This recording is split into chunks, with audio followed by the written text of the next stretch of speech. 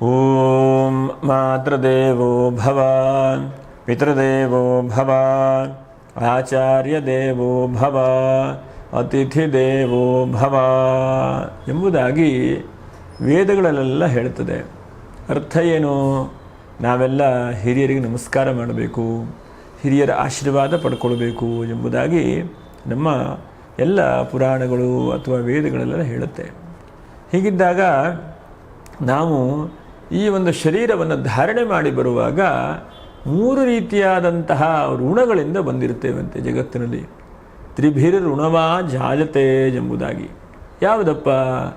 ಒಂದನೇದಾಗಿ ದೇವಋಣ ಹೇಳುವಂತಹದ್ದು, ಎರಡನೇದಾಗಿ ಪಿತೃಋಣ, ಮೂರನೇದಾಗಿ ಋಷಿಗಳ ಋಣ. ಹೀಗೆ 3 ರೀತಿಯಾಗಿ 3 ಋಣಗಳಿಂದ ನಾವು ಈ ಭೂಮಿಯ ಮೇಲೆ ಬಂದು ಬೀಳ್ತೇವೆ. ಹಾಗಾಗಿ ಪ್ರತಿಯೊಬ್ಬರೂ ಕೂಡ ಈ 3 ಋಣಗಳನ್ನು ತೀರಿಸಲೇಬೇಕಾದಂಥದ್ದು. ಯಾವುದೋ ಒಂದು ರೀತಿಯಲ್ಲಿ ಸ್ತ್ರೀ ಮತ್ತು ಪುರುಷರ ಭೇದ ಇಲ್ಲದೇ ಇದ್ದ ಹಾಗೆ 3 ಋಣಗಳನ್ನು ಕೂಡ ನಾವು ತೀರಿಸಬೇಕು. ನಮಗೆ ದೇವತೆಗಳನ್ನು ಆರಾಧನೆ ಮಾಡಲಿಕ್ಕೆ ಬಹಳ ಸುಲಭವಾಗಿದೆ. ದೇವಸ್ಥಾನಕ್ಕೆ ಹೋಗ್ತೇವೆ, ಜಪ ಪೂಜೆ ಅನುಷ್ಠಾನಗಳನ್ನೆಲ್ಲ ಮಾಡ್ತೇವೆ. ಅದರ ಮೂಲಕವಾಗಿ ಅಟ್ಲೀಸ್ಟ್ ದೇವರ ಋಣಗಳನ್ನು ಸ್ವಲ್ಪ ತೀರಿಸಲಿಕ್ಕೆ ಸಾಧ್ಯವಾಗುತ್ತೆ. ಇನ್ನು ಋಷಿಗಳ ಋಣಗಳನ್ನು ನಮ್ಮ ಗುರುಗಳೋ ಅಥವಾ ಹಿರಿಯರೋ ಅಥವಾ ಮುನಿಗಳೋ ಅಥವಾ ಸನ್ಯಾಸಿಗಳು ಇಂಥವರಿಗೆಲ್ಲ ಪೂಜೆ ಮಾಡಿದಾಗ ಸ್ವಲ್ಪ ಆದರೂ ಋಷಿಗಳ ಋಣಗಳನ್ನು ತೀರಿಸಲಿಕ್ಕಾಗತ್ತೆ. ಆದರೆ ಪಿತೃಋಣಗಳನ್ನು ತೀರಿಸುವಂಥದ್ದು ಬಹಳ ಕಷ್ಟವಾದಂಥದ್ದು. ಒಂದು ಕಡೆಗೆ ಶಾಸ್ತ್ರದಲ್ಲಿ ಹೇಳ್ತದೆ, ದೇವತೆಗಳು ಮನುಷ್ಯನಿಗೆ ಫಲಗಳನ್ನು ನೀಡಬೇಕು ಅಂತಿದ್ರೆ ಪಿತೃದೇವತಾ ಅನುಗ್ರಹಗಳಿದ್ದಾಗ ಮಾತ್ರ ಒಳ್ಳೆಯ ಫಲಗಳನ್ನು ಕೊಡ್ತಾರೆ. ಪಿತೃದೇವತಾ ಅನುಗ್ರಹ ಇಲ್ಲ ಅಂತಾದರೆ ಆ ದೇವತೆಗಳು ಕೂಡ ನಮ್ಮಂಥ ಸಾಮಾನ್ಯ ಜನಕ್ಕೆ ಫಲಗಳನ್ನು ಕೊಡಲಿಕ್ಕೆ ಸಾಧ್ಯವೇ ಇಲ್ಲ ಅಂತೇಳಿ ಹೇಳ್ತದೆ ಶಾಸ್ತ್ರ. ಹಾಗಾಗಿ ನೋಡಿ, ಬಹಳ ಮುಖ್ಯವಾಗಿ ನಾವು ಗಮನಿಸುವಂಥದ್ದು, ವರ್ಷದಲ್ಲಿ ಒಂದು 15 ದಿವಸ ಬರುತ್ತದೆ. ಅದು ನಾಡಿದ್ದು ಬರ್ತಾ ಇದೆ, ಅದು ಪಿತೃಪಕ್ಷ. ಎಲ್ಲರಿಗೂ ಕೂಡ ಗೊತ್ತಿದೆ. ಪಿತೃಪಕ್ಷ ಯಾರಿಗೂ ಗೊತ್ತಿಲ್ಲ. ಅದಕ್ಕೆ ಮಲಮಾಸ ಎಂಬುದಾಗಿ ಕರೀತಾರೆ. ನೋಡಿ, ದಿನಾಂಕ ಸೆಪ್ಟೆಂಬರ್ 19ನೇ ತಾರೀಕಿಂದ ಅಕ್ಟೋಬರ್ 2ನೇ ತಾರೀಕಿಗೂ ಕೂಡ, ನಮ್ಮ 2ನೇ ತಾರೀಕಿನವರೆಗೂ ಕೂಡ 15 ದಿವಸಗಳ ಕಾಲ ಈ ಪಿತೃಪಕ್ಷ ಅಂತೇಳಿ ನಡೀತದೆ. ಇಂತಹ ಪಿತೃಪಕ್ಷಗಳನ್ನು ಕುರಿತು ನಾವು ಇವತ್ತಿನ ದಿವಸ ಎಷ್ಟು ಸಾಧ್ಯ ಆಗುತ್ತೋ ಅಷ್ಟು ತಿಳ್ಕೊಳ್ಳುವಂತಹ ಒಂದು ಪ್ರಯತ್ನ ಮಾಡೋಣ. ಪಿತೃಪಕ್ಷ ಅಂತಂದರೆ ಇದಕ್ಕೆ ಮಲಮಾಸ ಎಂಬುದಾಗಿ ಕರೀತಾರೆ. ಈ ಮಲಮಾಸದಲ್ಲಿ ನೋಡಿ, ಆದಷ್ಟು ಗೃಹ ಪ್ರವೇಶಗಳನ್ನು, ಉಪನಯನಾದಿಗಳನ್ನು, ಮತ್ತು ಗುದ್ದಲಿ ಪೂಜೆ ಮಾಡುವಂಥದ್ದು, ಶೋರೂಮ್ ಓಪನ್ ಮಾಡುವಂಥದ್ದು, ಹೀಗೆ ಅಂತಹ ಒಳ್ಳೊಳ್ಳೆ ಕೆಲಸಗಳಿಗೆ ಹೆಚ್ಚಿನದಾಗಿ ಹೇಳಲಿಲ್ಲ. ಈ 15 ದಿವಸಗಳನ್ನು ವಿಶೇಷವಾಗಿ ಪಿತೃದೇವತಾ ಆರಾಧನೆ ಮಾಡಿ ಎಂಬುದಾಗಿ ತಿಳಿಸ್ಕೊಟ್ಟಿದ್ದಾರೆ. ಪಿತೃದೇವತಾ ಆರಾಧನೆ ಮಾಡಬೇಕು ಅಂತಂದರೆ ಸ್ವಗೃಹದಲ್ಲೂ ಮಾಡಬಹುದು, ದೇವಾಲಯದಲ್ಲಿ ಮಾಡಬಹುದು, ಅಥವಾ ನದಿ ತೀರದಲ್ಲೂ ಮಾಡಬಹುದು. ಎಲ್ಲೆಲ್ಲಿ ಯಾರ್ಯಾರಿಗೆ ಶಕ್ತಿ ಇದೆಯೋ ಅಂಥವ್ರು ಎಲ್ಲ ರೀತಿಯಲ್ಲೂ ಕೂಡ ಮಾಡಬಹುದು. ಒಟ್ಟಿನಲ್ಲಿ ಮಾಡಬೇಕಾಗುವಂತಹದ್ದು ನಮ್ಮ ಕರ್ತವ್ಯ, ನಮ್ಮೆಲ್ಲರ ಕರ್ತವ್ಯ.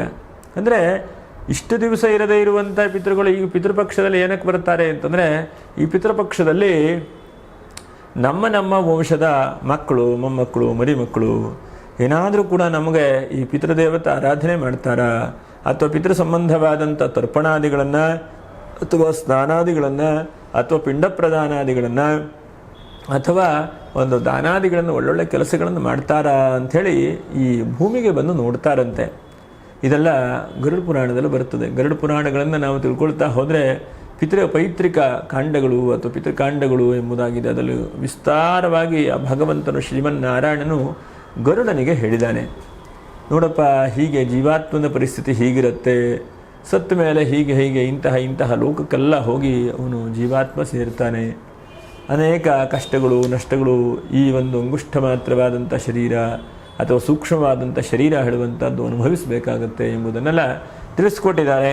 ಅದನ್ನು ಕೂಡ ನಮಗೆ ಸಾಧ್ಯ ಆದಾಗ ನಮ್ಮದು ಇನ್ನೊಂದು ದೇವತಾ ದರ್ಶನ ಹೇಳುವಂಥ ಯೂಟ್ಯೂಬ್ ಚಾನಲ್ ಇದೆ. ಅದರಲ್ಲಿ ಅನೇಕ ವಿಷಯಗಳನ್ನೆಲ್ಲ ಸಂಗ್ರಹಣೆ ಮಾಡಿ ವಿಡಿಯೋ ಮಾಡ್ತಾ ಇದ್ದೇನೆ. ನಿಮ್ಮೆಲ್ಲರ ಸಹಾಯ ಸಹಕಾರ ಬೇಕಾಗಿದೆ. ಹಾಗಾಗಿ ನೀವು ಅದನ್ನು ಕೂಡ ಒಂದು ಸಬ್ಸ್ಕ್ರೈಬ್ ಮಾಡಿಕೊಳ್ಳಿ. ಅದರಲ್ಲೂ ಕೂಡ ಪುರಾಣಗಳ ಬಗ್ಗೆಗಳನ್ನು ಕೂಡ ಹಾಕಬೇಕು. ಅಷ್ಟಾದರ ದಶ ಪುರಾಣಗಳನ್ನೆಲ್ಲ ಮಾಡಬೇಕು ಅಂಥೇಳಿ ಕನಸಿದೆ. ಅದೆಲ್ಲ ನನಸು ಯಾವಾಗ ಆಗುತ್ತೋ ಗೊತ್ತಿಲ್ಲ. ಅಟ್ಲೀಸ್ಟು ಅತ್ಯಂತ ಸೂಕ್ಷ್ಮವಾದಂಥ ಭಾಗಗಳನ್ನಾದರೂ ತೆಗೆದು ಮಾಡುವಂಥ ಪ್ರಯತ್ನ ಮಾಡಬೇಕು ಹೇಳುವಂಥದ್ದು.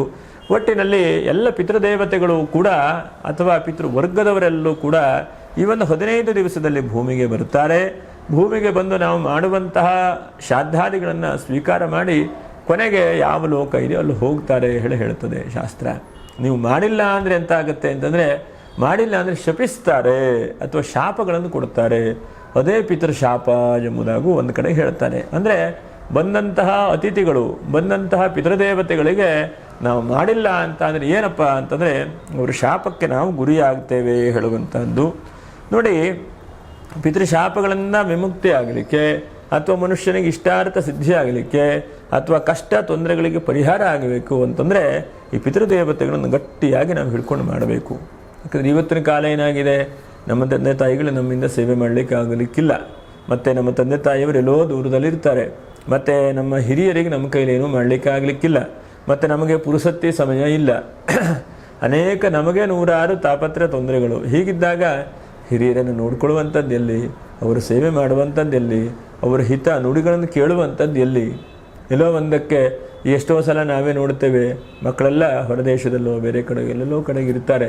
ಅಟ್ಲೀಸ್ಟ್ ತಿಂಗಳದಲ್ಲೋ ಅಥವಾ ಒಂದು 15 ದಿವಸದಲ್ಲೋ ಒಂದು ಸಲ ಆದರೂ ನಾವು ನೋಡಿ ಅವರ ಸುಖ ದುಃಖಗಳನ್ನು ಕೇಳೋಣ ಅಂತಂದರೆ ಅದಕ್ಕೆ ಅವಕಾಶಗಳೇ ಇಲ್ಲ. 6 ತಿಂಗಳ 3 ತಿಂಗಳ ವರ್ಷ ಬಂದಾಗ ಸಿಕ್ಕಿದಾಗ ಫೋನುಗಳಾದಾಗ ಅಂತ ಅವಕಾಶಗಳಾಗಿದೆ. ಹಾಗಾಗಿ ಇದೆಲ್ಲ ಪಿತೃದೋಷ ಇನ್ನೂ ಜಾಸ್ತಿ ಆಗಲಿಕ್ಕೆ ಕಾರಣವಾಗುತ್ತೆ. ಹಾಗಾಗಿ ಆದಷ್ಟು ಇಂತಹ ಪಕ್ಷದಲ್ಲಾದರೂ ಕೂಡ ಬಹಳ ಮುಖ್ಯವಾಗಿ ಒಂದು 5 ಜನಕ್ಕೆ ನಾವು ಹೇಳ್ತೇವೆ. ಒಂದು, ಸಂತಾನಾದಿಗಳು ಇಲ್ಲದೇ ಇದ್ದಂತಹ ವ್ಯಕ್ತಿಗಳು ಯಾರ್ಯಾರಿದ್ರು ಅಂಥವರು. ನಿಮ್ಮ ಸಂತಾನವೇ ಆಗ್ತಾ ಇಲ್ಲ ಅಂತಾದರೆ ಪಿತೃಕಾರಕ ರವಿ, ಇದು ಶಾಸ್ತ್ರದಲ್ಲಿ ಹೇಳುವಂತಹ ವಚನ. ನಿಮಗೆ ಪಿತೃದೋಷ ಬರಬೇಕು ಅಂದರೆ ರವಿಗ್ರಹದಿಂದ ಬರುತ್ತೆ, ಸೂರ್ಯನಿಂದ ಪಿತೃದೋಷಗಳನ್ನು ಪರಿಗಣನೆ ಮಾಡ್ತೇವೆ ನಾವು. ಆತ್ಮಕಾರಕನೂ ರವಿಯೇ, ರವಿ ಅಂತಂದ್ರೆ ಸೂರ್ಯ, ಆತ್ಮಕಾರಕನೂ ರವಿಯೇ, ಪಿತೃಕಾರಕನೂ ರವಿಯೇ. ಯಾಕಂದರೆ ಜಗತ್ತಿನಲ್ಲಿ ಸೂರ್ಯನಿಂದ ಎಲ್ಲವೂ ಕೂಡ ಉತ್ಪತ್ತಿಯಾಗತ್ತೆ. ಹಾಗಾಗಿ ರವಿ ದೋಷ ಇದ್ದಂಥವರು ನೋಡಿ, ಜಾತಕದಲ್ಲಿ ಲಗ್ನದಲ್ಲಿ ರವಿ ಇದ್ದರೆ ಅಥವಾ ಸಪ್ತಮದಲ್ಲಿ ರವಿ ಇದ್ದರೆ ಅಥವಾ ಪಂಚಮದಲ್ಲಿ ರವಿ ಇದ್ದರೆ ಪಿತೃದೋಷ ಎಂಬುದಾಗೆಲ್ಲ ನಾವು ಕರೀತೇವೆ. ಅದಕ್ಕೆ ಸಪ್ರೇಟ್ ವಿಡಿಯೋ ಮಾಡೋಣ. ಯಾವ್ಯಾವ ಲಕ್ಷಣಗಳಿದ್ದರೆ ಜಾತಕದಲ್ಲಿ ಪಿತೃದೋಷ ಬರುತ್ತೆ ಹೇಳುವಂಥದ್ದು. ಒಟ್ಟಿನಲ್ಲಿ ಪಿತೃದೋಷ ಇರುವಂಥವರು, ಸಂತಾನಾದಿಗಳು ಇಲ್ಲದೇ ಇದ್ದಂಥವರು ಪಿತೃದೇವತೆಗಳನ್ನು ವಿಶೇಷವಾಗಿ ಪೂಜೆ ಮಾಡಬೇಕು. ಹಾಗೆ ಎರಡನೇದಾಗಿ ಕಲ್ಯಾಣ ವಸ್ತು ಮಂಗಲ ವಸ್ತು, ಕಲ್ಯಾಣ ಆಗದೇ ಇದ್ದಂಥವರು ಎಷ್ಟೇ ಪ್ರಯತ್ನ ಮಾಡಿದ್ರು ಮದುವೆ ಆಗ್ತಾ ಇಲ್ಲ. ನೋಡಿ, ಒಮ್ಮೆ ಮಾಡಿ ನೋಡಿ, ಪ್ರಯತ್ನ ಮಾಡಿ ನೋಡಿ. 15 ದಿವಸಗಳ ಕಾಲ ನಿಮಗೆ ಏನು ಸಾಧ್ಯ ಆಗುತ್ತೋ ಅಷ್ಟು ಸುಲಭವಾದಂಥ ಪರಿಹಾರಗಳನ್ನು ಕೊನೆಗೆ ಹೇಳ್ತೇನೆ. ಒಟ್ಟಿನಲ್ಲಿ ಸಂತಾನಾದಿಗಳು ಮತ್ತು ವಿವಾಹಾದಿಗಳು ಇಲ್ಲದೇ ಇದ್ದಂಥವರು ನೋಡಿ, ಇವತ್ತಿನ ದಿವಸ 40 ವರ್ಷ ಹತ್ತಿರ ಆಗಿಬಿಡುತ್ತೆ, ಮದುವೆ ಆಗೋದಿಲ್ಲ. ಅಥವಾ ಮದುವೆ ಆದರೂ ಕೂಡ ಏನೋ ಒಂದು ಸಮಸ್ಯೆ ಬಂದು ಡೈವರ್ಸ್ ಆಗಿ ತೊಂದರೆ ಆಗುವಂತಹದ್ದು. ಹಾಗಾಗಿ ಅಂಥವರು ಕೂಡ ಇಂತಹ ಪಿತೃಪಕ್ಷದಲ್ಲಿ ಮಾಡಬಹುದು. ಮೂರನೇ ಬಹಳ ಮುಖ್ಯವಾಗಿ ಸ್ಥಿರವಾದಂಥ ಉದ್ಯೋಗ ಇಲ್ಲ. ಎಲ್ಲ ಇರುತ್ತೆ, ಉದ್ಯೋಗವೇ ಗಟ್ಟಿ ಇಲ್ಲ, ಆರ್ಥಿಕವಾಗಿ ಬರುವಂಥ ಇನ್ಕಮ್ಮೇ ಸರಿಯಾಗಿಲ್ಲ. ಅಂಥವರು ಕೂಡ ಈ ಪಿತೃಪಕ್ಷದಲ್ಲಿ ವಿಶೇಷವಾದಂಥ ಪೂಜೆ ಪುನಸ್ಕಾರಗಳನ್ನು ಮಾಡಬಹುದು. ನಾಲ್ಕನೇದಾಗಿ ದುರ್ಮರಣವಾದಂತಹ ಕುಟುಂಬಸ್ಥರು. ನಿಮ್ಮ ಕುಟುಂಬದಲ್ಲಿ ಯಾರೋ ಆಕ್ಸಿಡೆಂಟ್ ಆಗಿದ್ದಾರೆ, ಹೆಚ್ಚು ಕಡಿಮೆ ಆಗಿದ್ದಾರೆ, ಸತ್ತು ಹೋಗಿದ್ದಾರೆ, ಅಥವಾ ನಮಗೇನೋ ಪುನಃ ಸತ್ತು ಹೋದವರು ಕನಸನ್ನು ಕಾಣ್ತಾ ಇರ್ತಾರೆ, ಇಂಥವರು ಕೂಡ ಮಾಡಬಹುದು. ಐದನೇದಾಗಿ ಸರ್ವಕಾಮನೆ ಉಳ್ಳಂಥವರು. ಸರ್ವಕಾಮನೆ ಅಂತಂದ್ರೆ ಏನು? ನಮ್ಮ ಜೀವನದಲ್ಲಿ ಏನೋ ಶ್ರೇಯಸ್ಸಾಗಬೇಕು, ಒಳ್ಳೆಯದಾಗಬೇಕು, ತುಂಬ ನನ್ನ ಜೀವನ ಮೇಲ್ಮಟ್ಟಕ್ಕೆ ಹೋಗಬೇಕು, ತುಂಬ 4 ಜನಕ್ಕೆ ನಾನು ಉತ್ತಮವಾದಂಥ ವ್ಯಕ್ತಿಯಾಗಿ ಬೆಳೆಯಬೇಕು, ಇದಕ್ಕೆ ಸರ್ವಕಾಮನೆ ಅಂತ ಹೇಳ್ತೇವೆ. ಸರ್ವಕಾಮನೆ ಅಂದರೆ ಎಲ್ಲವೂ ಕೂಡ ಬರುತ್ತೆ, A to Z ಯಾವುದಿದೆಯೋ ಅದೆಲ್ಲವೂ ಕೂಡ ಬರುತ್ತೆ. ಇದು ಐದನೇದು ಬಹಳ ಮುಖ್ಯವಾಗಿ ಎಲ್ಲರಿಗೂ ಕೂಡ ಇರುತ್ತೆ. ಹಾಗಾಗಿ ನಾವೆಲ್ಲರೂ ಕೂಡ ಈ ಪಿತೃಪಕ್ಷದಲ್ಲಿ ಆಚರಣೆ ಮಾಡಬೇಕು. ಇವರಿಷ್ಟು ಜನ ಮಾಡುವಂತಹದ್ದು ಬಹಳ ಒಳ್ಳೆಯದು. ಪಿತೃಪಕ್ಷದಲ್ಲಿ ಆಚರಣೆ ಮಾಡಬೇಕು ಅಂದ ತಕ್ಷಣ ನಮಗನಿಸುತ್ತೆ ಯಾವ ದಿವಸ ಮಾಡಬೇಕಪ್ಪ ಅಂಥೇಳಿ ಅನಿಸ್ತದೆ. ಒಂದನೇದಾಗಿ ಶಾಸ್ತ್ರಗಳ ಪ್ರಮಾಣ ನಾವು ಯೋಚನೆ ಮಾಡ್ತಾ ಹೋದರೆ, ಹಿಂದೆ ತಂದೆಯವರು ಅಥವಾ ತಾಯಿಯವರು ಅಥವಾ ಕುಟುಂಬದವರು ಸತ್ತು ಹೋದಂತಹ ತಿಥಿಗಳನ್ನು ಪರಿಗಣನೆ ಮಾಡಿ ನೋಡಿ, ಪಾಡ್ಯ, ಬಿದಿಗೆ, ತದಿಗೆ, ಚತುರ್ಥಿ, ಪಂಚಮಿ ಹೀಗೆಲ್ಲ ಇರುತ್ತಲ್ಲ, ಅದನ್ನು ಪರಿಗಣನೆ ಮಾಡಿ ಅದೇ ತಿಥಿಗೆ ಮಾಡುವಂಥದ್ದು ಬಹಳ ಮುಖ್ಯವಾದಂಥದ್ದು. ಅದಕ್ಕೆ ನಿಯಮ ಅಂಥೇಳಿ ಹೇಳ್ತೇವೆ. ಈಗ ಎಷ್ಟೋ ಜನಕ್ಕೆ ಅದೆಲ್ಲ ಗೊತ್ತಿರುವುದಿಲ್ಲ, ಸುಮ್ಮನೆ ಮಾಡಬೇಕು ಒಟ್ಟಿನಲ್ಲಿ ಅಂತಂದರೆ. ನಮಗೆ ಎಲ್ಲ ಸರ್ವಪಿತೃ ಅಮಾವಾಸ್ಯೆ, ಮಹಾಲಯ ಅಮಾವಾಸ್ಯೆ ಬಹಳ ಮುಖ್ಯವಾದಂಥದ್ದು. ಯಾವುದು ನಮಗೆ ಇಷ್ಟೆಲ್ಲ ನಮ್ಮ ಕೈಯಲ್ಲಿ 14 ದಿವಸ ಆಗಲಿಲ್ವೋ ಎಲ್ಲದನ್ನು ಸೇರಿ 15ನೇ ತಾರೀಕು 15ನೇ ದಿವಸಕ್ಕೆ ಅಮಾವಾಸ್ಯೆಗೆ, ಮಹಾಲಯ ಅಮಾವಾಸ್ಯೆ ದಿವಸ ಮಾಡುವಂಥದ್ದು. ಅದು ಕೂಡ ಅಕ್ಟೋಬರ್ 2ನೇ ತಾರೀಕಿಗಿದೆ. ಹಾಗಾಗಿ ಮಹಾಲಯ ಅಮಾವಾಸ್ಯೆಗೆ ಸರ್ವಶ್ರೇಷ್ಠವಾದಂಥದ್ದು. ಮಿಕ್ಕಿರುವಂಥ 15 ದಿವಸ ಏನಕ್ಕಪ್ಪ, 14 ದಿವಸ ಏನಕ್ಕಪ್ಪ ಅಂತಂದರೆ ಆವಾವ ತಿಥಿಗೆ ಮಾಡುವಂಥವ್ರು ಆವಾವ ತಿಥಿಗೆ ಮಾಡುವಂಥದ್ದೇ ಬಹಳ ಶ್ರೇಷ್ಠವಾದಂಥದ್ದು. ಇದು ಗಮನಿಸಬೇಕು. ಗೊತ್ತಿಲ್ಲದೆ ಇದ್ದಂಥವ್ರು ಮಹಾಲಯ ಅಮಾವಾಸ್ಯೆಗೆ ನೋಡಿ, ಈ ಪಿತೃದೇವತೆಗಳು ಬಂದಂತಹ ಪಿತೃದೇವತೆಗಳು ದೀಪಾವಳಿಯ ಅಮಾವಾಸ್ಯೆಗೆ, ಅಂದರೆ ಏನು, ನವಂಬರ್ 1ನೇ ತಾರೀಕಿಗೆ ಬರುತ್ತೆ, ಅಲ್ಲಿಯವರೆಗೂ ಕೂಡ ಈ ಭೂಮಿಯಲ್ಲಿದ್ದು ಏನಾದರೂ ನಮ್ಮ ಮಕ್ಕಳು ಕುಟುಂಬದವರು ಮಾಡ್ತಾರಾ ಅಂಥೇಳಿ ನೋಡ್ತಾರೆ, ಆಯ್ತಾ. ಹಾಗಾಗಿ ಈ 15 ದಿವಸ ಆಗಿಲ್ಲ ಅಂತಾದರೂ ಕೂಡ ಮುಂದಿನ ತಿಂಗಳಲ್ಲಾದರೂ ಕೂಡ ಮಾಡುವಂಥದ್ದನ್ನು ಬಿಡಬೇಡಿ. ಯಾಕಂದರೆ ಮಹಾಲಯ ಪಕ್ಷದಲ್ಲಿ ಮಾಡಲೇಬೇಕು. ಆದರೂ ಕೂಡ 1 ತಿಂಗಳ ಕಾಲ ಪಿತೃದೇವತೆಗಳು ಭೂಮಿಯ ಮೇಲೆ ಇರ್ತಾರೆ ಎಂಬುದಾಗಿ ತಿಳಿದವರೆಲ್ಲ ಹೇಳ್ತಾರೆ. ಹಾಗಾಗಿ ಅದ್ರ ಒಳಗಡೆಗೆ ಮಾಡಬೇಕು. ನೋಡಿ, 1ನೇದಾಗಿ ಪಾಡ್ಯ ದಿವಸ ಮಹಾಲಯ ಪಕ್ಷದ ಆರಂಭವಾಗುತ್ತೆ. ತಿಥಿಗಳನ್ನು ನೋಡಿ ಮಾಡುವಂತಹದ್ದಿದೆ. ಅನಂತರ 24ನೇ ತಾರೀಕಿಗೆ ವ್ಯತಿಪಾತ ಮಹಾಲಯ ಅಂತಿದೆ. ಏನಪ್ಪ ವ್ಯತಿಪಾತ ಅಂತಂದರೆ, ಏನಾದರೂ ದುರ್ಮರಣವಾಗಿ ಹೆಚ್ಚು ಕಡಿಮೆಯಾಗಿ ಅನೇಕ ಸಮಸ್ಯೆಗಳಿಂದ ರೋಗ ರುಜಿನಗಳನ್ನು ಸತ್ತು ಹೋಗಿರ್ತಾರೆ, ಅಂಥವರಿಗೆ ಮಾಡಬೇಕು ಅಂದರೆ ಆ ದಿವಸವೂ ಕೂಡ ಮಾಡಬಹುದು. ನೀವು ನೋಡಿ, ಪಿತೃದೇವತೆಗಳನ್ನು ಆರಾಧನೆ ಮಾಡುವಾಗ ಆದಷ್ಟು ಅಪೇಕ್ಷೆಗಳು ಹೇಗಿರಬೇಕು, ನನ್ನ ಕರ್ತವ್ಯ ನಾನು ಮಾಡ್ತೇನೆ ಹೇಳುವಂತಹದ್ದಿರಬೇಕು. ನನ್ನ ಕರ್ತವ್ಯಗಳನ್ನು ನಾವು ಸರಿಯಾಗಿ ಮಾಡ್ತೇನೆ, ಆ ಪಿತೃದೇವತಾ ಅನುಗ್ರಹವಾಗುತ್ತೆ. ಪಿತೃದೇವತೆಗಳು ಅಂತಂದರೆ ನಿಮ್ಮ ಒಂದು ವಂಶದ ತಂದೆ, ಅಜ್ಜ, ಮುತ್ತಜ್ಜ, ಪಿತಾಮಹ, ಪ್ರಪಿತಾಮಹ, ಇದು 3 ನಾವು ಸಂಕಲ್ಪಕ್ಕೆ ತೆಗೆದುಕೊಂಡರೂ ಕೂಡ ಅವರ ಜೊತೆಗೆ ಎಷ್ಟೆಷ್ಟೋ ಪಿತೃದೇವತೆಗಳಿರ್ತಾರೆ.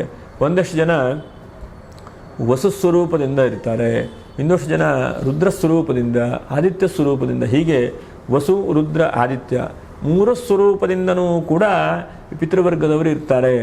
ಯಾಕಂದ್ರೆ ನಮಗೆ ಗೊತ್ತಿರುವಂಥದ್ದು ನಾವು ಹೇಳುವಂಥದ್ದು ಪಿತೃಪಿತಾಮಹ, ಪ್ರಪಿತಾಮಹ ಅಂತ ಹೇಳ್ತೇವೆ. ಯಾಕಂದ್ರೆ 3 ವರ್ಗಗಳನ್ನು ನೋಡ್ಲಿಕ್ಕೆ ಸಾಧ್ಯ ಇದೆ. ತಂದೆಯನ್ನು, ಅವರ ತಂದೆಯನ್ನು, ಅಜ್ಜನನ್ನು ನೋಡ್ಲಿಕ್ಕೆ ಸಾಧ್ಯ ಇದೆ. ಇನ್ನು ಎಷ್ಟು ಜನರು ನೋಡ್ಲಿಕ್ಕೆ ನಮಗೆ ಸಾಧ್ಯ ಇದೆ? ಇರುವಂತಹ ಅಲ್ಪ ಆಯುಷ್ಯದಲ್ಲಿ ಹೆಚ್ಚು ನೋಡ್ಲಿಕ್ಕೆ ಸಾಧ್ಯ ಇಲ್ಲ. ಹಾಗಾಗಿ ಈ 3 ವರ್ಗವನ್ನು ಮಾತೃ ಪಿತಾಮಹಿ, ಪ್ರಪಿತಾಮಹಿ, ಹಾಗೆ ತಾಯಿಯನ್ನು, ಅಜ್ಜಿಯನ್ನು, ಅವರ ತಾಯಿಯನ್ನು, ಈ ಥರ ಒಂದು 3 ವರ್ಗದವರು ನೋಡ್ಲಿಕ್ಕೆ ಅವಕಾಶ ಇದೆ. ಹಾಗಾಗಿ ಮಿಕ್ಕಿದವರೆಲ್ಲ ಯಾರಪ್ಪ? ಒಂದು ವಸು ಸ್ವರೂಪದಿಂದ ಹೋಗಿರ್ತಾರೆ, ರುದ್ರ ಸ್ವರೂಪದಿಂದ ಹೋಗಿರ್ತಾರೆ, ಆದಿತ್ಯ ಸ್ವರೂಪದಿಂದ ಹೋಗಿರ್ತಾರೆ. ಒಟ್ಟಿನಲ್ಲಿ ಆ ಪಿತೃವರ್ಗ, ಪಿತೃಮಂಡಲ ಅಥವಾ ಪಿತೃ ಸಂಬಂಧವಾದಂತಹ ಭೂಮಿಯಲ್ಲಿ ಅವರೆಲ್ಲ ಇರ್ತಾರೆ. ಅದು ನಮಗೆ ಕಣ್ಣಿಗೆ ಕಾಣದೇ ಇರಬಹುದು. ನೋಡಿ, ಯಾವ ಮನೆಯಲ್ಲಿ ಶ್ರಾದ್ದಾದಿಗಳು, ಪಿತೃದೇವತಾ ಉಪಾಸನೆ, ಆರಾಧನೆ ನಡೀತಾ ಇರುತ್ತದೆಯೋ ಅಂತಹ ಮನೆಯಲ್ಲಿ ಯಾವಾಗೂ ಸುಭಿಕ್ಷೆ ಇರುತ್ತೆ. ಗಲಾಟೆ ಆಗುವಂಥದ್ದು, ಕಿರಿಕಿರಿ ಆಗುವಂಥದ್ದು, ಮತ್ತು ಹಣಕಾಸಿಗೆ ದರಿದ್ರತನ ಬರುವುದು, ಹೀಗೆಲ್ಲ ಆಗುವುದಿಲ್ಲ. ಅದನ್ನೆಲ್ಲ ನಮಗೆ ಪಿತೃದೇವತೆಗಳು ಅನುಗ್ರಹ ಮಾಡ್ತಾ ಇರ್ತಾರೆ. ಪಿತೃದೇವತಾ ಅನುಗ್ರಹ ಬಹಳ ಮುಖ್ಯವಾದಂಥದ್ದು. ಅದನ್ನು ಆ ಪಿತೃದೇವತೆಗಳೇ ಕೊಡಬೇಕು. ನಾವೇನೋ ಮಾಡಿದ್ದೇವೆ, ದೇವಸ್ಥಾನಕ್ಕೆ ಹೋಗಿ ದರ್ಶನ ಮಾಡಿದ್ದೇವೆ ಅಂತಂದ್ರೆ ಸಾಧ್ಯವೇ ಇಲ್ಲ. ಆ ಪಿತೃದೇವತಾ ಅನುಗ್ರಹವೇ ಬಹಳ ಮುಖ್ಯವಾದಂಥದ್ದು. ಒಂದು ಕಡೆಗೆ ನೋಡಿ, ಎಲ್ಲೋ ಓದಿದಂತಹ ನೆನಪು, ಎಲ್ಲೋ ಮಹಾಭಾರತದಲ್ಲೋ ಎಲ್ಲೋ ಒಂದು ಕಡೆಗೆ ಎಲ್ಲಿ ಜ್ಞಾಪಕ ಆಗುವುದಿಲ್ಲ. ಒಂದು ಹಂತಕ್ಕೆ ಈ ದೇವತೆಗಳನ್ನು, ಗಣೇಶನನ್ನು, ದುರ್ಗೆಯನ್ನು ಅಥವಾ ಬೇರೆ ದೇವರನ್ನು ಪೂಜೆ ಮಾಡಲಿಕ್ಕೆ ಬಿಟ್ಟರೂ ಪರವಾಗಿಲ್ಲಂತೆ.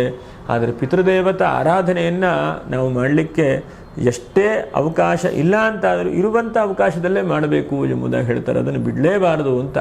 ಅರ್ಥ ಏನು? ದೇವತೆಗಳಿಗಿಂತನೂ ಕೂಡ ಬಹಳ ಮುಖ್ಯವಾದಂಥದ್ದು ಪಿತೃದೇವತೆಗಳು, ಪಿತೃ ಅನುಗ್ರಹ ಹೇಳುವಂಥದ್ದು. ಹಾಗಾಗಿ ಆ ಪಿತೃದೇವತಾ ಅನುಗ್ರಹ ನಮಗೆ ಸಿಗಬೇಕು ಅಂತಂದರೆ ನಾವು ದೇವತೆಗಳ ಪೂಜೆ ಮಾಡಲಿಕ್ಕೆ ಸಾಧ್ಯ ಆಗದೆ, ನವರಾತ್ರಿಯಲ್ಲಿ ಮಾಡಲಿಕ್ಕೆ ಆಗಲಿಲ್ಲಪ್ಪ, ಅದಕ್ಕೆ ಬೇಜಾರು ಮಾಡ್ಕೊಳ್ಳಿಕ್ಕೆ ಹೋಗಬೇಡಿ. ಈ ಪಿತೃಪಕ್ಷದಲ್ಲಿ ಖಂಡಿತವಾಗೂ ಮುದ್ದಾಂ ಮಾಡಲೇಬೇಕು. ನೀವು ಮಾಡಿದಾಗ ಮಾತ್ರ ಪಿತೃದೇವತಾ ಅನುಗ್ರಹವಾಗುತ್ತೆ. ಅನಂತರದಲ್ಲಿ ಅವಿಧವ ನವಮಿ ಅಂತ ಬರುತ್ತೆ 24ನೇ ತಾರೀಕಿಗೆ. ಆ ದಿವಸವೂ ಕೂಡ ಏನಾದರೂ ಹೆಚ್ಚು ಕಡಿಮೆಯಾಗಿ, ಅಥವಾ ಸ್ತ್ರೀಯರು ಸತ್ತು ಹೋಗಿದ್ದಿದ್ರೆ, ಅಥವಾ ನೀರಿಗಿರಲು ಏನೋ ಹೆಚ್ಚು ಕಡಿಮೆಯಾಗಿ, ಅಥವಾ ವಿಷ ಪ್ರಾಣಿಗಳಿಂದ ವಿಷ ಏನಾದ್ರು ಕಚ್ಚಿ ಸತ್ತು ಹೋಗೋದಿದ್ದರೆ, ಅಥವಾ ವಿಷಪೂರಿತವಾಗಿ ನೇಣು ಹಾಕ್ಕೊಂಡು ಹೆಚ್ಚು ಕಡಿಮೆಯಾಗಿ ಸತ್ತು ಹೋಗೋದೆಲ್ಲ ಇದ್ದರೆ ಆ ದಿವಸ ಮಾಡಿದ್ರೆ ಒಳ್ಳೆಯದು ಅಂತೇಳಿ ಹೇಳ್ತಾರೆ. ಇನ್ನು ಅನಂತರದಲ್ಲಿ ಇನ್ನು ಯತಿಗಳಿಗೂ ಕೂಡ ಮಹಾಲಯ ಪಕ್ಷದಲ್ಲಿ ಮಾಡ್ತಾರೆ, ಆರಾಧನೆ ಮಾಡ್ತಾರೆ. ಮತ್ತು ನೋಡಿ, ವಿಷಶಸ್ತ್ರ ಹತಾದೀನಾಂ ಘಾತ ಚತುರ್ದಶಿ, ಯಾರೋ ಒಬ್ಬರಿಗೆ ಏನೋ ತೊಂದರೆಯಾಗಿಯೋ ಅಥವಾ ವಾಹನದಲ್ಲಿ ಆಕ್ಸಿಡೆಂಟ್ ಆಗೋ ಸತ್ತು ಹೋಗಿದ್ದಾರೆ, ಅಂಥವರಿಗೆಲ್ಲ ಮೋಕ್ಷವಾಗಬೇಕು ಅಂತಂದರೆ 1ನೇ ತಾರೀಕಿಗೆ ಮಾಡಿ ಅಂತೇಳಿ ಹೇಳ್ತಾರೆ.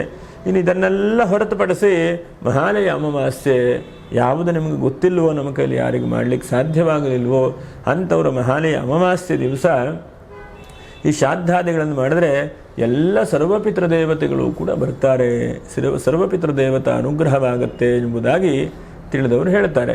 ಮತ್ತು ಈ ನೋಡಿ, ಪಿತೃಪಕ್ಷದಲ್ಲಿ ಆದಷ್ಟು ನಾವು ಕೆಲವೊಂದನ್ನು ಮಾಡಬಾರ್ದು ಎಂಬುದಾಗಿ ಹೇಳ್ತಾರೆ. 1ನೇದಾಗಿ ಶುಭ ಕೆಲಸಗಳನ್ನೆಲ್ಲ ಮಾಡಬಾರ್ದು ಅಂತ, ಈ ಗೃಹ ಪ್ರವೇಶ, ವಿವಾಹ ಇತ್ಯಾದಿಗಳನ್ನೆಲ್ಲ ಮಾಡಬಾರ್ದು ಅಂತ. ಮತ್ತು ಆದಷ್ಟು ಪರನಿಂದನೆಗಳನ್ನು ಮಾಡಬಾರ್ದು, ಇದನ್ನು ಗಮನಿಸಬೇಕು. ನೋಡಿ, ಈ ಒಂದು ಭೂಮಿಗೆ ಅಥವಾ ಭೂಲೋಕಕ್ಕೆ ಬರುವಂತಹ ಪಿತೃದೇವತೆಗಳು ಯಾವ ಸ್ವರೂಪದಿಂದ ಹೇಗೆ ಬರ್ತಾರೆ ಅಂಥೇಳಿ ಯಾರಿಗೂ ಕೂಡ ಗೊತ್ತಿಲ್ಲ ಅಲ್ವ? ಗೊತ್ತಿದೆಯಾ? ನಮ್ಮ ಕಣ್ಣಿಗೆ ಕಂಡ್ರೆ ಗೊತ್ತಾಗ್ತದೆ, ಕಣ್ಣಿಗೆ ಕಾಣುವುದಿಲ್ಲ. ಅತ್ಯಂತ ಸೂಕ್ಷ್ಮವಾದಂತಹ ಜ್ಞಾನಿಗಳಿಗೆ, ಮಹಾತ್ಮರಿಗೆ ಅದೆಲ್ಲ ಗೋಚರವಾಗ್ತದೆ. ಹಾಗಾಗಿ ನಾವು ಯಾರನ್ನೂ ಕೂಡ ನಿಂದಿಸಬಾರದು. ಯಾರಾದರೂ ಒಂದು ತುತ್ತು ಅನ್ನವನ್ನು ಕೊಡಿ ಅಂತ ಹೇಳಿ ಕೇಳಿದ್ರೆ ಖಂಡಿತವಾಗೂ ನೀಡುವಂತಹ ಪ್ರಯತ್ನ ಮಾಡಬೇಕು. ನೋಡಿ, ಇದನ್ನು ಗಮನಿಸಿ ನೀವು. ಈ ಪಿತೃಪಕ್ಷದ 15 ದಿವಸದಲ್ಲಿ ಯಾರೋ ನೀವು ಗಾಡಿಯಲ್ಲಿ ಹೋಗ್ತಾ ಇದ್ದೀರಿ, ನನಗೆ ಸ್ವಲ್ಪ ಹಸಿವಾಗಿದೆ, ಊಟ ಕೊಡಿ ಅಂತ ಹೇಳಿ ಕೇಳಿದರೆ ನೀವು ಖಂಡಿತವಾಗೂ ಕೊಡುವಂತಹ ಪ್ರಯತ್ನಗಳನ್ನು ಮಾಡಿ, ಇಲ್ಲಾಂದರೆ ಶಪಿಸಿ ಹೋಗುವಂತಹ ಪ್ರಯತ್ನಗಳಾಗತ್ತೆ. ಇದು 15 ದಿವಸ, ಮಿಕ್ಕಿದ ದಿವಸ ಹೇಗೆ ಬೇಕಾಗಿದ್ದರೂ ಮಾಡಿ, ನಾನೇನು ಹೇಳುವುದಿಲ್ಲ. ಆದರೆ ಈ ಪಿತೃಪಕ್ಷದಲ್ಲಿ ಒಂದು 15 ದಿವಸ ನೀವು ಯಾರೇ ಏನೇ ಕೇಳಿದ್ರೂ ಕೂಡ ಒಂದು ಅನ್ನ, ಆಹಾರಗಳು, ವಸ್ತ್ರ, ಇದಿಷ್ಟು ಗಮನಿಸ್ಕೊಳ್ಳಿ. ಬೇರೆದೆಲ್ಲ ಬೇಡ, ದುಡ್ಡು ಕಾಸು ಅದೆಲ್ಲ ಬೇರೆದಾಯಿತು, ಅದೆಲ್ಲ ಬೇಡ. ಹಾಗೆ ನೀವು ಯೋಚನೆ ಮಾಡಲಿಕ್ಕೆ ಹೋಗಬೇಡಿ. ಯಾರು ಅನ್ನ ಆಹಾರಗಳನ್ನು ಕೇಳ್ತಾರೋ ಅಂಥವರಿಗೆ ನಿಂದೆ ಮಾಡಬೇಡಿ. ಅಟ್ಲೀಸ್ಟ್ ನಿಮ್ಮ ಕೈಯಲ್ಲಿ ಸಾಧ್ಯ ಏನಾಗುತ್ತೋ, ಅಥವಾ ಏನೂ ಇಲ್ಲ ಅಷ್ಟು ಗಾಬರಿಯಲ್ಲಿದ್ದೀರಿ ಅಂತಂದರೆ ಒಂದು 20 ರೂಪಾಯಿ, 30 ರೂಪಾಯಿ, 150 ರೂಪಾಯಿವರೆಗೆ ಇವತ್ತು ಊಟ ಸಿಗುತ್ತದೆ. ಅದನ್ನು ಕೊಟ್ಟು ಹೋಗುವಂತಹ ಪ್ರಯತ್ನಗಳನ್ನು ಮಾಡಿ. ಎರಡನೇದಾಗಿ ಆದಷ್ಟು ಹಿಂಸೆಗಳನ್ನು ಮಾಡುವಂಥದ್ದು ಒಳ್ಳೆಯದಲ್ಲ. ಪ್ರಾಣಿ, ಪಕ್ಷಿ, ಯಾವ್ಯಾವ ಜೀವಜಂತುಗಳ ಸ್ವರೂಪದಲ್ಲಿ ಪಿತೃದೇವತೆಗಳು ಬರ್ತಾರೋ ಗೊತ್ತಿಲ್ಲ. ಹಾಗಾಗಿ ಅವರುಗಳನ್ನೆಲ್ಲ ನಾವು ಗೌರವಿಸುವಂತಹ ಪ್ರಯತ್ನ ಮಾಡಬೇಕು. ಮತ್ತು ಆದಷ್ಟು ನಮ್ಮ ಮನೆಯಲ್ಲಿ ಈಗ ಹಿಂದಿನವರ ಫೋಟೋ ಇದ್ದೇ ಇರುತ್ತದೆ, ಸತ್ತು ಹೋದಂಥವ್ರದ್ದು. ಅದಕ್ಕೆ ಒಂದು ನಿಯಮಿತವಾದಂತಹ ಒಂದು ರೀತಿಯಲ್ಲಿ ಪೂಜೆ ಮಾಡುವಂಥದ್ದನ್ನು ಮಾಡಿ. 15 ದಿವಸವೂ ಬೇಡ, ಯಾವುದರ ಒಂದು ದಿವಸ ನಾನು ಹೇಳುವಂಥದ್ದನ್ನು ಮಾಡುವಂತಹ ಪ್ರಯತ್ನವನ್ನು ಮಾಡಿ. ಯಾಕಂದರೆ ಪಿತೃದೋಷ, ಪಿತೃಶಾಪ, ನಾವು ತಿಳಿದಿದ್ದ ಹಾಗೆ ಅನೇಕ ಸಮಸ್ಯೆಗಳನ್ನು, ದೋಷಗಳನ್ನೆಲ್ಲ ಮಾಡಿರ್ತೇವೆ. ಯಾಕಂದರೆ ಹಾಗಾಗಿ ಅಂತಹ ದೋಷಗಳೆಲ್ಲ ನಿವೃತ್ತಿ ಆಗ್ತದೆ. ಹಾಗಾಗಿ ಅಟ್ಲೀಸ್ಟು ಒಂದು ಪೂಜೆ ಪುನಸ್ಕಾರಗಳನ್ನು ಮಾಡುವಂಥದ್ದನ್ನು ಮಾಡಿ. ಇನ್ನು ನೋಡಿ, ಬಹಳ ಮುಖ್ಯವಾಗಿ ಇದಕ್ಕೆ ಸಮಯ ಯಾವುದು ಅಂಥೇಳಿ ನಾವು ಯೋಚನೆ ಮಾಡಬಹುದು. ಯಾಕಂದರೆ ಕಾಲೇ ಕುರ್ಯಾತ್ ಶುಚಿಃ ಕುರ್ಯಾತ್ ಎಂಬುದಾಗಿ ಹೇಳಿದ್ದಾರೆ. ಕಾಲೇ ಕುರ್ಯಾತ್ ಅಂತಂದರೆ ಈ 15 ದಿವಸಗಳನ್ನು ಮಾಡುವಂಥದ್ದು ಒಂದು.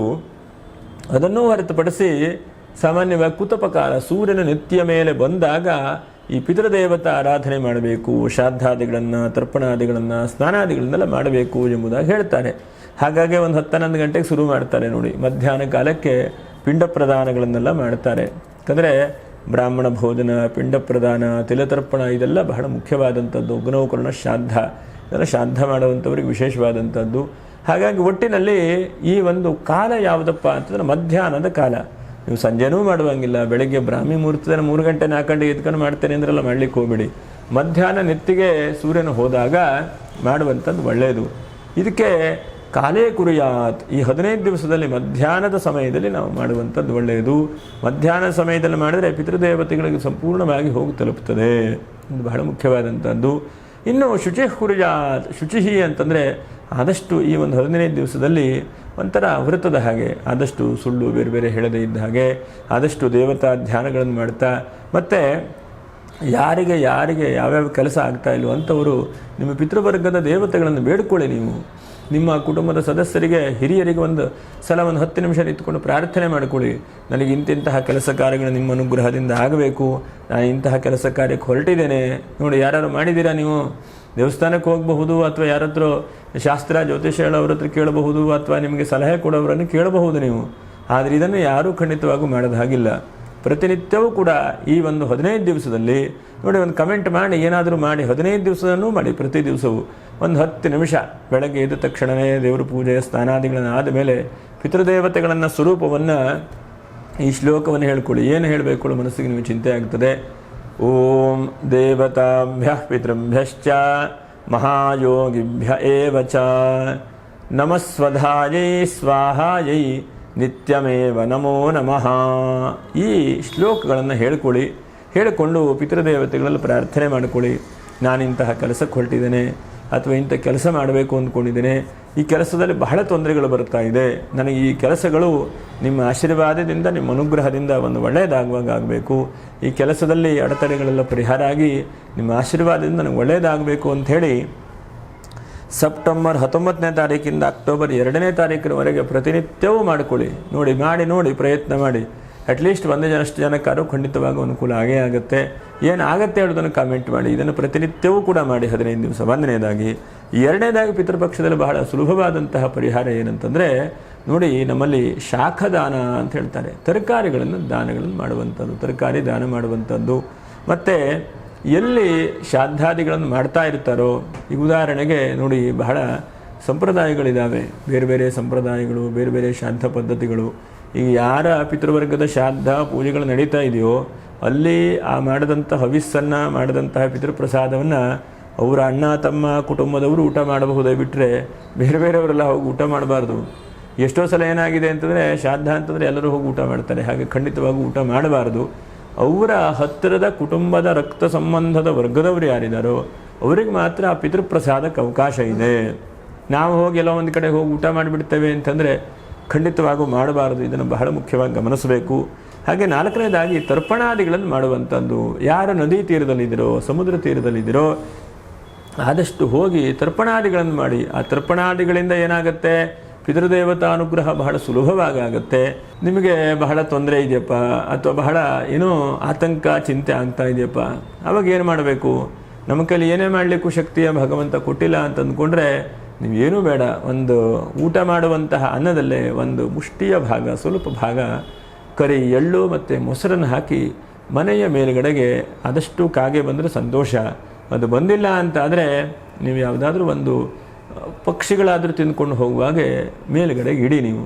ಅಥವಾ ಎಲ್ಲೂ ಆಗಿಲ್ಲ ಅಂತಾದರೆ ಆದಷ್ಟು ಎಲ್ಲಾದರೂ, ಯಾಕಂದರೆ ಸುಮ್ಮನೆ ವೇಸ್ಟ್ ಆಗುವಂಥದ್ದು ಬೇಡ. ಒಂದು ಅನ್ನದ ಅಗಳಲ್ಲೂ ಕೂಡ ಆ ಚೈತನ್ಯ ಸ್ವರೂಪ ಪರಬ್ರಹ್ಮ ಶಕ್ತಿ ಇದೆ. ಹಾಗಾಗಿ ನೀವು ಅದನ್ನು ತೆಗೆದುಕೊಂಡು ಹೋಗಿ ಎಲ್ಲಾದರೂ ಒಂದು ಬೇರೆ ಕಡೆಗೆ ಪ್ರಾಣಿ ಪಕ್ಷಿಗಳು ಎಲ್ಲ ತಿನ್ನತ್ತೋ ಎಲ್ಲ ಓಡಾಡತ್ತೋ ಅಂತಹ ಜಾಗದಲ್ಲಿ ಇಟ್ಟು ಬರುವಂತಹ ಪ್ರಯತ್ನವನ್ನು ಮಾಡಿ. ಇದು ಬಹಳ ಸುಲಭವಾದಂಥ ಪರಿಹಾರ. ನಾವು ಬಹಳ ಜನಕ್ಕೆ ಹೇಳಿದ್ದೇವೆ, ಬಹಳ ಜನ ಇದನ್ನೆಲ್ಲ ಮಾಡಿ ಒಳ್ಳೆಯದನ್ನು ಕಂಡುಕೊಂಡಿದ್ದಾರೆ. ಹಾಗಾಗಿ ಇದೊಂದು 5 ಎಷ್ಟು ಸಾಧ್ಯ ಆಗುತ್ತೋ ಅಷ್ಟು ಮಾಡುವಂತಹ ಪ್ರಯತ್ನಗಳನ್ನು ಮಾಡಿ ಆ ಪಿತೃದೇವತಾನುಗ್ರಹದಿಂದ ಮಂಗಲವಾಗುತ್ತೆ. ಎಷ್ಟೋ ಜನಕ್ಕೆ ನೋಡಿ ಹುಷಾರಿರುವುದಿಲ್ಲ, ತೊಂದರೆ ಇದೆ. ನಾವು ಇದನ್ನೆಲ್ಲ ಯೋಚನೆ ಮಾಡೋದೇ ಇಲ್ಲ. ನಾವು ತೊಂದರೆ ಆದ ತಕ್ಷಣ ಚಿಕಿತ್ಸೆ ಮಾಡಬೇಕು, ಇಂಜೆಕ್ಷನ್ ಮಾಡಿಸ್ಬೇಕು, ಹುಷಾರಾಗಿಬಿಡಬೇಕು. ಆದರೆ ಈ ರೋಗೋತ್ಪತ್ತಿ ಹೇಗಾಗಿದೆ, ಇದು ಯಾವ ಋಣಗಳ ಮೂಲಕವಾಗಿ ಬಂದಿದೆ ಅಥವಾ ಯಾವ ತೊಂದರೆಗಳ ಮೂಲಕವಾಗಿ ಬಂದಿದೆ ಅಂತೇಳಿ ನೋಡಿಕೊಂಡು ಅಟ್ಲೀಸ್ಟ್ ಅದಕ್ಕೂ ಸ್ವಲ್ಪ ಮಾಡುವಂತಹ ಪ್ರಯತ್ನವನ್ನು ಮಾಡಬೇಕು.